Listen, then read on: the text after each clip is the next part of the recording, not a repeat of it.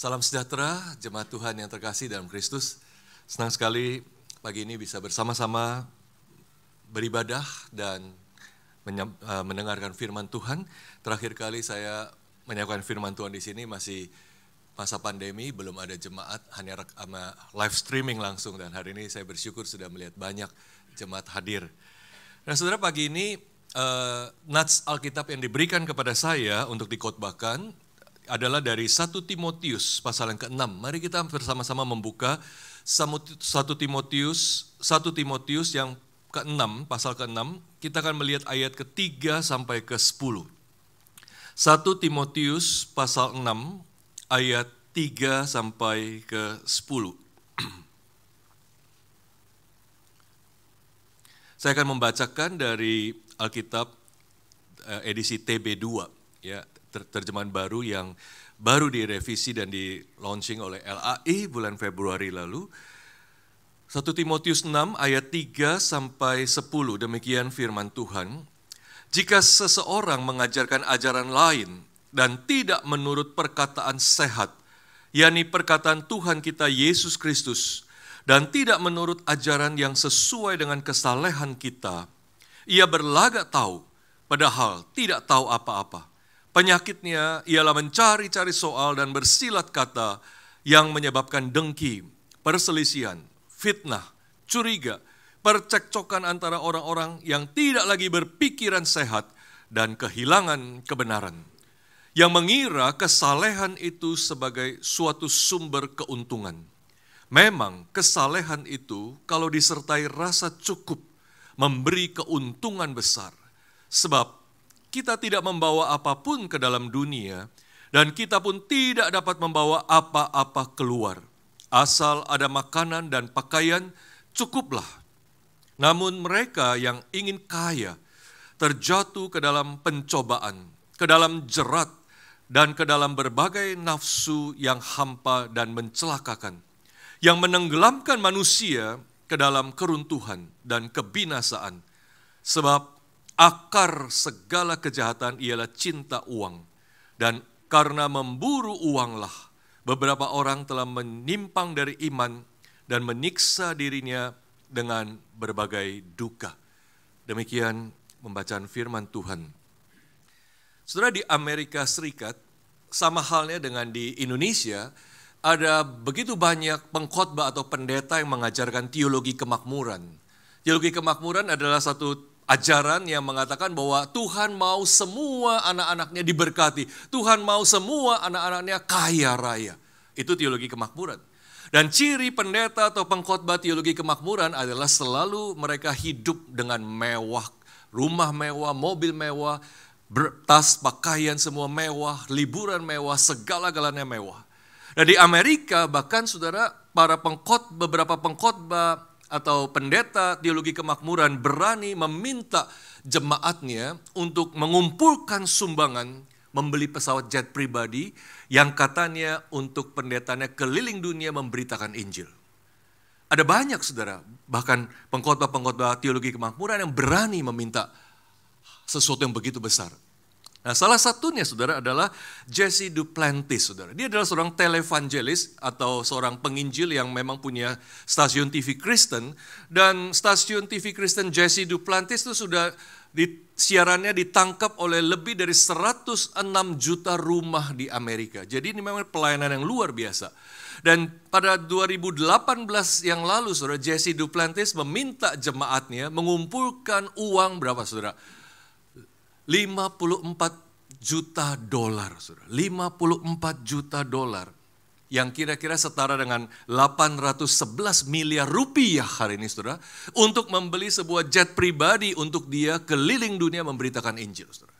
Dan saudara, yang lebih mengagetkan, pesawat jet pribadi yang dia ingin beli ini adalah pesawat jet pribadi keempat. Sebagai tambahan 3 jet pribadi yang sudah dia miliki. Dan ketika wartawan heboh dan bertanya kepada dia, buat apa lagi beli satu jet pribadi? Dan Jesse Duplantis bilang, supaya saya bisa pergi lebih jauh tanpa harus stop. Supaya saya lebih efektif. Dan supaya penerbangan jadi lebih hemat. Saudara bayangkan, mau lebih hemat tapi beli pesawat yang begitu mahal. Nah saudara, inilah teologi kemakmuran. Inilah pendeta-pendeta yang seperti apa yang Rasul Paulus katakan di dalam surat 1 Timotius tadi, orang-orang yang mengira kesalehan itu sebagai suatu sumber keuntungan. Orang-orang yang memakai kesalehan, orang-orang yang memakai agama, orang-orang yang memakai pelayanan sebagai satu sarana untuk mendapatkan keuntungan finansial buat dia pribadi. Dan ini yang Paulus katakan, inilah orang mengira kesalehan itu sebagai satu sumber keuntungan. Nah, Saudara, Paulus menulis bagian yang kita baca tadi dalam konteks karena adanya guru-guru palsu yang masuk ke tengah-tengah jemaat di mana Timotius, anak muda, anak rohani Paulus melayani. Di situ salah satu tantangan terbesar yang dihadapi Timotius ada guru-guru palsu yang masuk dan kemudian mengacau balaukan gereja dengan ajaran-ajaran mereka yang berbahaya. Itu sebabnya Paulus menulis surat ini untuk membuat Timotius waspada, menyadari apa yang sedang terjadi di gerejanya, dan menolong Timotius bagaimana mengantisipasi ajaran-ajaran palsu itu. Di sini surat Paulus menjelaskan pengajaran para guru palsu itu. Saudara. Dikatakan di ayat 3, Paulus mengatakan bahwa mereka mengajarkan ajaran lain yang tidak menurut perkataan sehat. Tidak menurut perkataan sehat, yaitu apa? Perkataan Tuhan kita, Yesus Kristus. Guru-guru palsu itu mengajar apapun yang berlawanan dengan apa yang Yesus ajarkan. Dan sebagai akibatnya jemaat bukannya bertumbuh semakin mengarah kepada Kristus, sebaliknya semakin menjauh dari Kristus. Itu ajaran mereka yang berbahaya. Dan kemudian Paulus menjelaskan karakter mereka di dalam ayat yang keempat dan kelima. Dan saudara bisa melihat, ajaran yang ngaco itu tidak jauh hubungannya dengan karakter yang rusak. Maka saudara Paulus mengatakan seperti apa mereka itu? Dikatakan mereka berlagak tahu, padahal tidak tahu apa-apa. Penyakitnya, atau dalam terjemahan yang lebih tepat seperti banyak versi bahasa Inggris, unhealthy craving. Itu keinginan yang tidak sehat, penyakitnya ialah mencari-cari soal dan bersilat kata yang menyebabkan dengki, perselisihan, fitnah, curiga, percekcokan. Saudara, begitu banyak kata-kata negatif yang dipakai oleh Paulus menggambarkan karakter para guru palsu ini. Dan saudara bisa membayangkan betapa bahayanya dan betapa rusaknya gereja jikalau disusupi oleh guru-guru palsu yang mengajarkan ajaran-ajaran yang merusak itu. Gereja menjadi pecah. Gereja, jemaat menjadi saling curiga, ada fitnah, ada perselisihan, ada bersilat kata, selalu ada masalah di dalam gereja. Dan inilah yang diakibatkan oleh guru-guru palsu itu, menjadikan gereja jadi gereja yang sakit. Untuk itulah saudara, Timotius harus dengan setia mengajarkan ajaran yang benar, ajaran sehat, sound doctrine, yaitu ajaran yang menurut Tuhan Yesus. Maka saudara, kita bisa melihat betapa gereja itu tidak pernah bisa main-main, tidak boleh main-main dengan ajaran di dalam gereja. Karena ajaran yang tidak sehat itu akan menghasilkan gereja yang sakit, gereja yang tidak sehat. Dan gereja yang tidak sehat itu pada gilirannya pasti ujung-ujungnya akan menjadikan gereja ini menjadi gereja yang antitesis dari apa yang Kristus kehendaki sebagai gerejanya. Dan akhirnya menjadi batu sandungan bagi dunia, di mana-mana orang melihat gereja yang sakit dan gereja yang penuh percekcokan, penuh dengan masalah, penuh dengan fitnah, penuh dengan perpecahan, orang-orang dunia akan menggeleng-geleng dan tidak sedikit pun melihat kesaksian yang baik dari anak-anak Tuhan.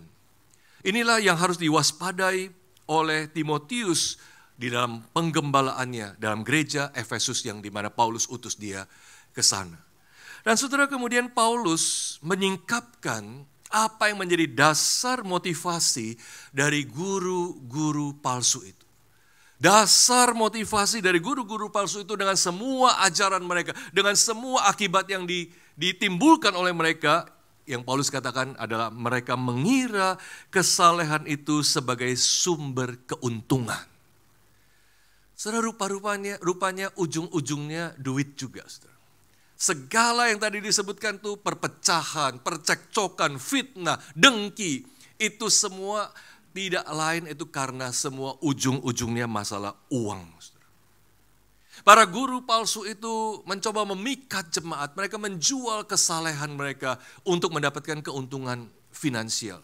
Dan mereka akan mendapatkannya dengan segala cara, mungkin dengan fitnah, mungkin dengan favoritisme, mungkin dengan melayani hanya orang kaya dan sebagainya. Sehingga gereja menjadi risau, gereja menjadi banyak pertengkaran. Mereka menjual kesalehan, memikat, mencari sebanyak mungkin pengikut untuk menjadi orang-orang yang bisa mereka peras. Mereka adalah orang-orang yang lebih memperhatikan bulu domba daripada dombanya. Yang penting bulu dombanya mau jadi apa terserah. Inilah guru-guru palsu yang masuk ke dalam jemaat yang ada di Efesus di mana Timotius melayani. Dan saudara, ini adalah masalah klasik yang terjadi dari zaman gereja abad pertama sampai hari ini, saudara. Ada banyak hamba Tuhan, ada banyak pemimpin-pemimpin rohani yang menjadikan kesalehan itu sebagai sarana untuk mendapat keuntungan finansial. Saya pernah berkhotbah di satu gereja, dan dalam khotbah ini saya menyinggung ada fenomena khususnya anak-anak muda yang meninggalkan gereja-gereja tradisional seperti gereja kita ini dan kemudian pindah ke gereja-gereja karismatik. Nah, saudara, setelah ibadah selesai ada satu ibu yang datang kepada saya dan dia bicara terkait dengan apa yang saya khotbahkan tadi. Dia bilang, Pak Pendeta, ibu ini bilang, kalau saya sebaliknya, ya saya justru pindah dari gereja karismatik ke gereja tradisional seperti ini.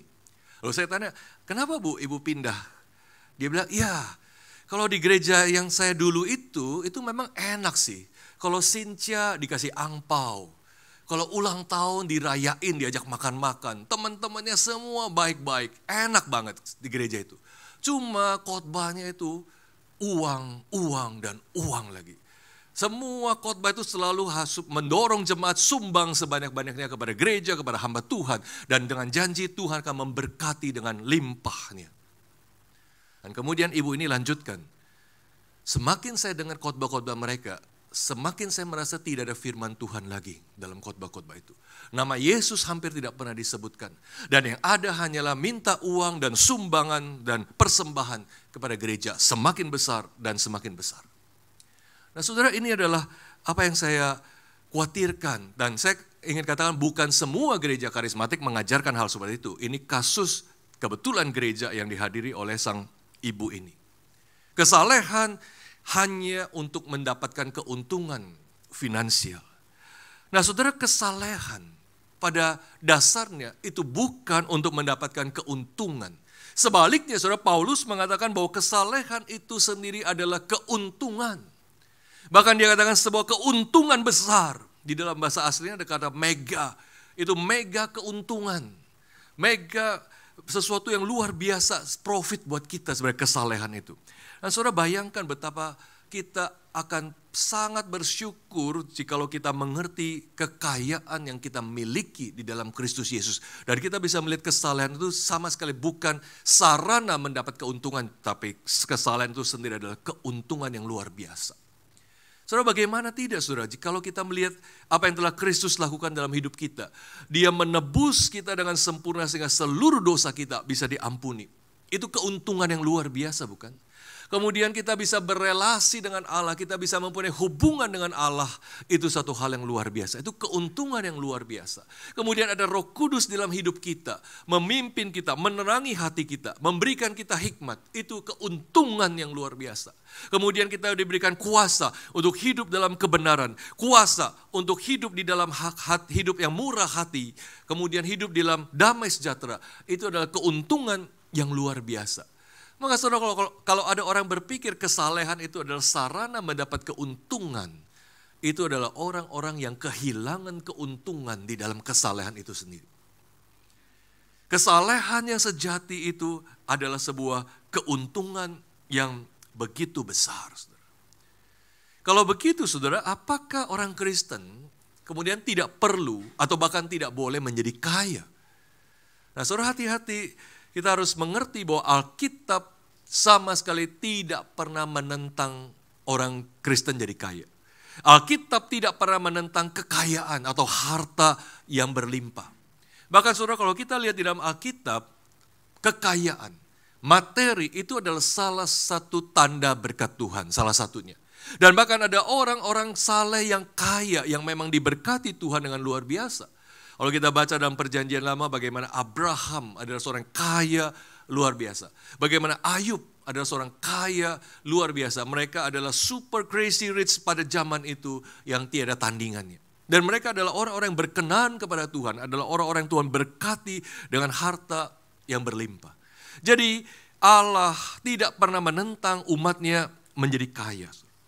Apa yang Allah tentang, apa yang kita harus berhati-hati, bukan masalah kekayaan, tapi sikap hati kita terhadap kekayaan itu. Itu yang berbahaya. Sikap hati kita yang salah terhadap harta ini yang menjadi masalah. Jadi saudara, masalah terbesar tentang harta itu bukan adalah harta itu, melainkan sikap hati kita terhadap harta itu. Perhatikan saudara, dalam ayat 10 tadi Paulus mengatakan karena akar segala kejahatan itu ialah apa? Cinta uang. Hati-hati saudara, Paulus bukan berkata akar segala kejahatan adalah uang, bukan itu. Tapi cinta uang. Ini masalah sikap hati manusia. Maka saudara, kita harus berhati-hati sekali apa yang hati kita cintai. Apa yang hati kita suka. Apa yang hati kita kejar. Itulah yang akan menyetir hidup kita, yang akan mengandalkan hidup kita. Dan orang yang cinta uang, maka uang akan menjadi satu-satunya prioritas utama dalam hidup mereka. Uang akan menjadi lebih penting dari keluarga. Uang akan menjadi lebih penting dari pasangan. Uang akan menjadi penting dari anak-anak. Uang akan menjadi penting dari kesehatannya. Uang akan menjadi lebih penting dari apapun juga, termasuk pelayanan.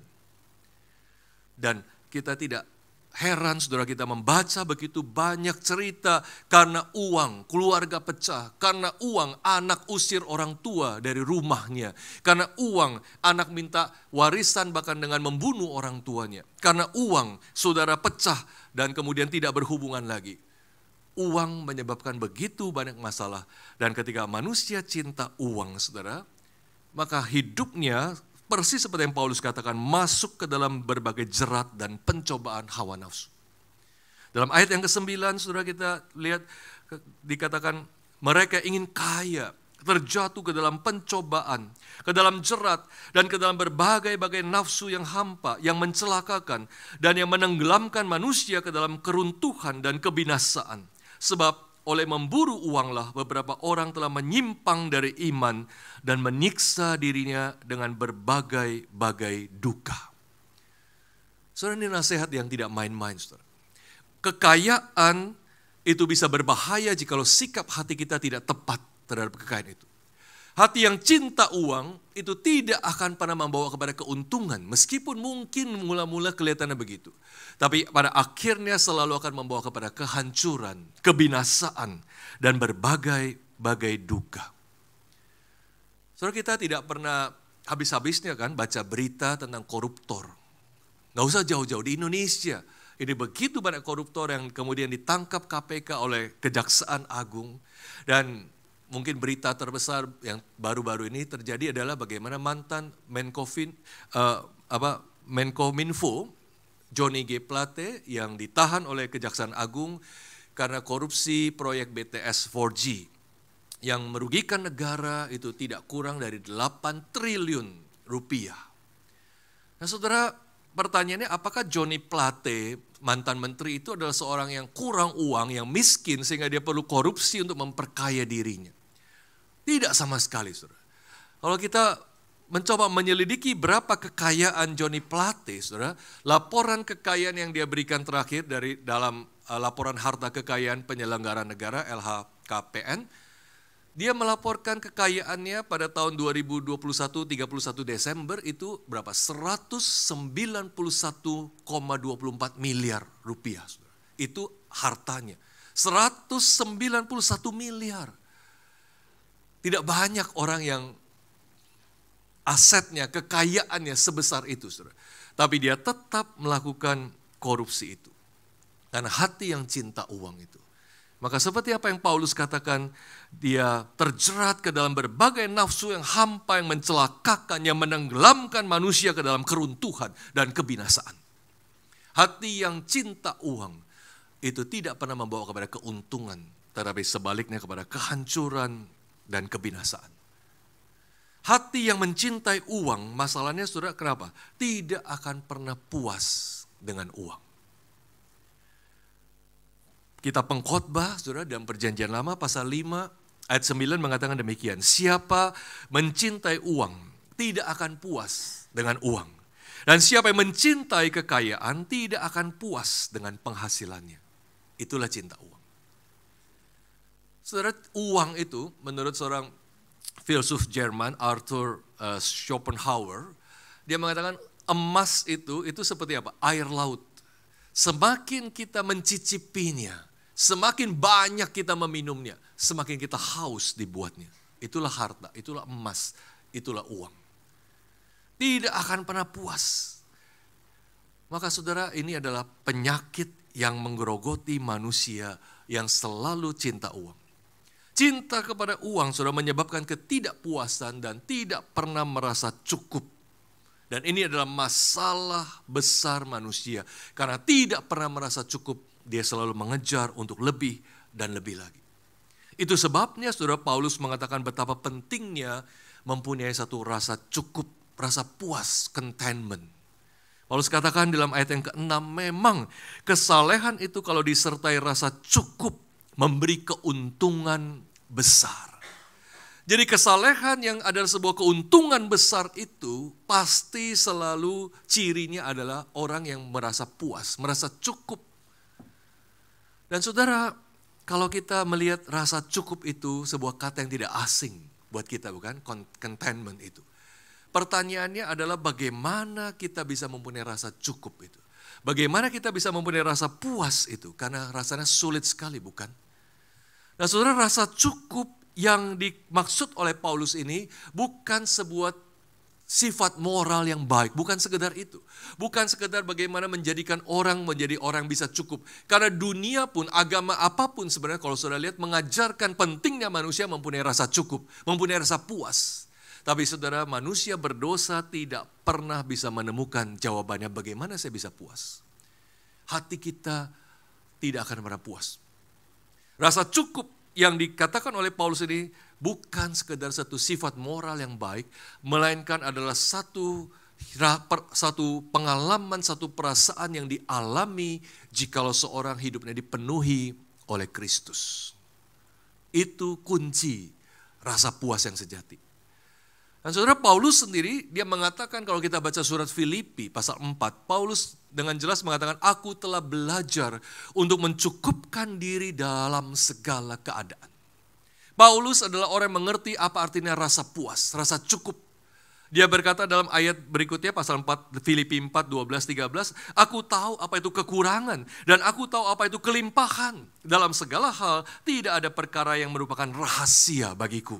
Baik dalam hal kenyang maupun kelaparan, baik dalam hal kelimpahan maupun dalam kekurangan. Semua Paulus pernah alami dan itu tidak pernah masalah buat Paulus. Dan Paulus mengakhiri dengan ayat yang sangat kita hafal apa? Segala perkara dapat kutanggung di dalam Dia yang memberi kekuatan kepadaku. Saudara, ayat itu seringkali dikutip di luar konteksnya ya. Kalau kita menghadapi penderitaan, wah Filipi 4:13. Kalau kita menghadapi ujian, Filipi 4:13. Ya boleh saja, tapi konteks yang tepat Paulus sedang bicara soal contentment, rasa puas. Segala perkara dapat kutanggung di dalam Dia yang memuaskan aku, yang memberi cukup, rasa cukup kepada aku. Itu yang sebenarnya dimaksud oleh Paulus. Jadi saudara, ketidakpuasan itu bukan bergantung kepada apakah saya punya harta sedikit atau banyak. Bukan. Melainkan apakah hidup saya berelasi dengan Kristus atau tidak. Segala perkara dapat kutanggung dalam Dia, Kristus. Jadi ketidakpuasan itu sekali lagi saudara tidak bergantung kepada kita punya uang berapa. Saudara lihat Johnny Plate, hartanya yang segitu luar biasa, tetap tidak puas. Itu tidak bergantung kepada berapa banyaknya simpanan hartaku, melainkan pada orang seperti apa aku. Itulah masalah ketidakpuasan. Discontentment comes from what a man is, not from what he doesn't have. Ketidakpuasan itu terjadi karena orang itu seperti apa, siapa dia, Dan bukan karena dia punya apa atau tidak punya apa. Ketidakpuasan itu terjadi bukan karena orang defisit materi, melainkan orang defisit kekayaan Kristus. Itu menjadikan manusia tidak pernah puas dengan apa yang dia miliki.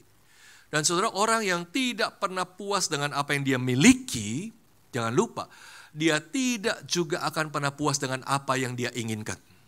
Karena begitu dia dapat, dia tidak pernah akan puas juga. Karena memang dasarnya dia tidak pernah puas dengan apa yang dia miliki. Nah, saudara, kita seringkali tidak puas dengan apa yang kita miliki. Kita tidak mempunyai rasa cukup. Pada dasarnya masalah yang paling fundamental apa? Karena kita menaruh rasa aman kita di tempat yang salah, yaitu di dalam harta kita. Kita merasa harta kita adalah jaminan hidup kita. Kita merasa kita akan lebih aman hidup kita, dan hidup kita akan lebih baik ditentukan berapa banyak harta kita. Kita mempunyai keyakinan bahwa kelangsungan hidup kita, mungkin bahkan keluarga kita, anak-anak kita akan lebih baik kalau saya mempunyai simpanan harta yang semakin banyak. Bahkan orang meyakini statusnya akan lebih baik, akan lebih dihargai, akan lebih dihormati, akan lebih dijunjung kalau dia punya harta yang besar. Itu sebabnya itu menjadi rasa aman yang palsu bagi banyak manusia. Dan banyak orang kemudian menenggelamkan dirinya, seperti yang Paulus katakan, dalam berbagai-bagai nafsu yang mencelakakan. Banyak orang mendirikan identitas mereka di atas dasar kekayaan mereka. Dan mereka merasa dunia menghormati orang yang punya kelebihan banyak. Itu sebabnya mereka mengejar itu terus-menerus. Saudara, kita sekarang hidup dalam dunia yang sangat materialistik, bukan saudara? Sangat materialistik. Begitu banyak orang yang pamer kemewahan, flexing, apalagi dengan berkembang luasnya media sosial, saudara. Begitu banyak orang yang posting hartanya, kekayaannya, mobilnya, tasnya, makan-makannya, liburannya, apapun itu dipamerkan. Supaya statusnya itu naik. Supaya dia dipandang orang. Belanja konsumtif itu naik pesat, saudara. Dan secara tidak langsung atau bahkan secara langsung kita melihat usaha pinjaman online juga berkembang pesat, bukan sekarang? Di mana-mana iklan pinjol itu luar biasa menyerang smartphone kita, bukan? Kita mau baca berita, kita mau nonton YouTube, itu semua didahului dengan iklan pinjol, saudara. Dan kita membaca ada begitu banyak orang hari ini terjerat hutang-hutang yang begitu sulit mereka bayar, dan mereka setengah mati berhadapan dengan hutang ini. Hari ini Otoritas Jasa Keuangan OJK itu menangani begitu banyak keluhan tentang masalah pinjol, masalah orang yang tidak bisa bayar hutang, masalah orang yang dijebak dan sebagainya. Dan ini semua adalah terkait dengan budaya materialistik yang luar biasa melanda kita sekarang. Ada begitu banyak orang yang terpaut kepada materi, yang attached pada materi karena mereka meyakini inilah rasa amannya. Inilah nilai hidupnya. Dan ini yang membuat statusnya dipandang oleh orang. Dan ini adalah rasa aman yang salah tempat, saudara. Tapi Kristus menawarkan rasa aman yang sejati di dalam Dia. Menaruh rasa aman berdasar dan terhadap identitas kita, di atas harta kita, itu adalah harta, ya, rasa aman yang sama sekali salah dan tidak aman sama sekali, saudara. Karena apa? Seperti yang Paulus bilang, kita masuk ke dalam dunia ini, kita tidak bawa apapun.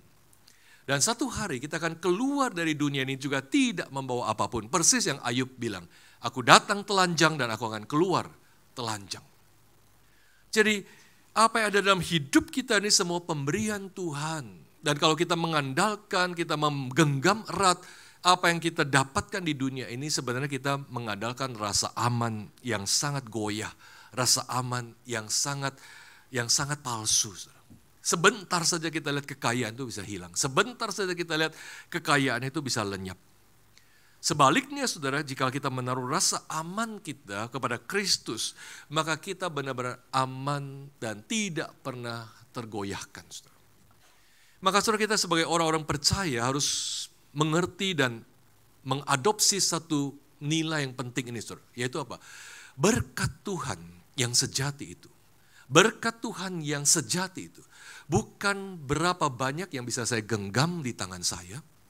melainkan di tangan siapa saya digenggam. Itu jauh lebih penting, saudara.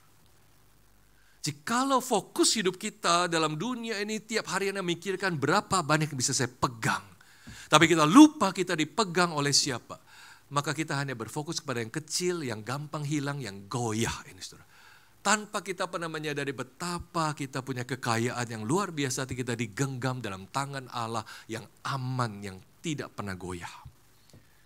Maka saudara, rasa puas yang sejati itu sebenarnya ditentukan bukan berapa banyak yang bisa digenggam oleh seseorang, melainkan di tangan siapa dia digenggam. Itulah rasa puas yang sejati. Kecuali kita menyadari bahwa kita digenggam dalam tangan Tuhan yang aman, maka kita tidak akan pernah merasa puas. Karena kita selalu berfokus pada berapa yang di tanganku, depositoku sekarang berapa, portfolioku sekarang bagaimana, sahamku, propertiku bagaimana. Kita hanya fokus kepada berapa yang bisa saya pegang, berapa bisa saya tabung, berapa yang bisa saya simpan. Dan kita tidak pernah mengingat betapa berharganya sebenarnya saya dipegang di tangan Tuhan yang aman.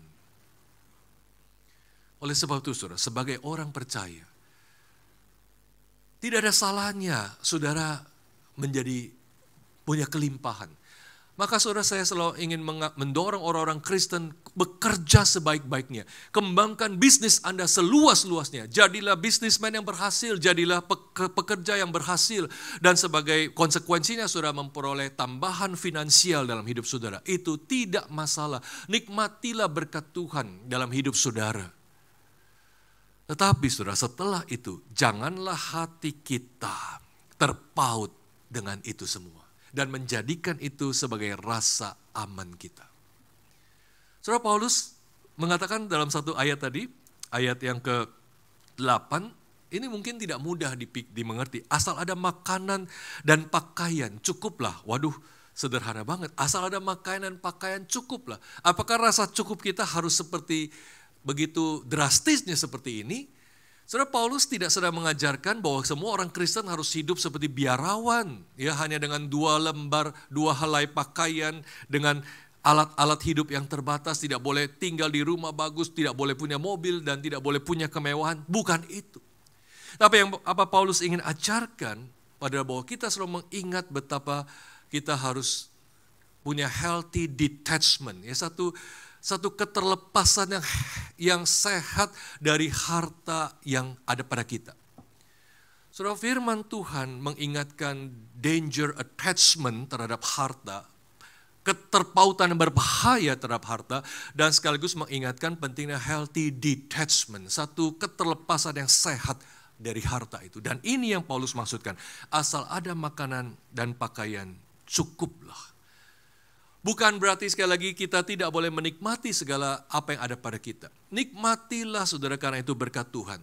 Tetapi setelah kita mendapat semua itu, jangan pernah menaruh rasa aman saudara di dalam harta, di dalam kepemilikan, dalam properti apapun yang kita miliki. Kita harus punya kemampuan merenggangkan genggaman tangan kita, membuka genggaman tangan kita. Itu yang healthy detachment itu, keterlepasan yang sehat dari harta itu. Dan apa ciri orang yang mempunyai healthy detachment seperti itu? Tidak bisa disangkal dan tidak bisa ada ciri lain kecuali apa? Kemurahan hati. Orang yang punya healthy detachment terhadap hartanya itu pasti murah hati, generous. Dia tidak khawatir kalau hartanya berkurang karena dia bagi.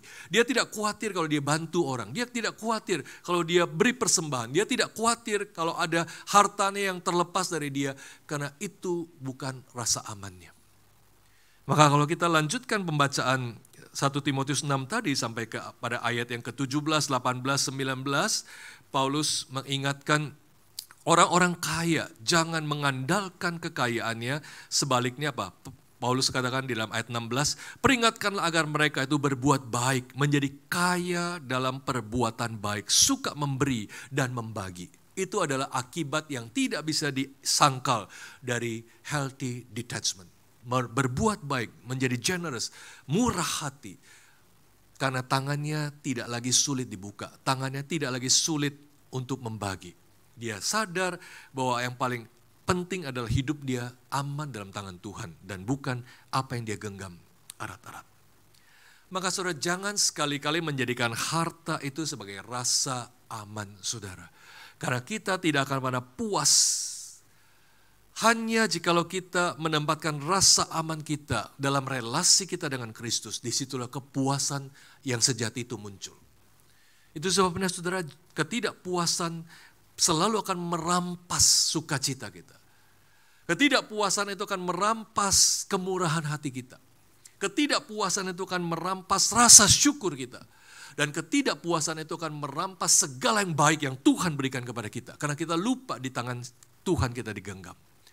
Itu sebabnya menaruh rasa aman kita di tempat yang benar itu penting sekali. Mari menguji hati kita masing-masing.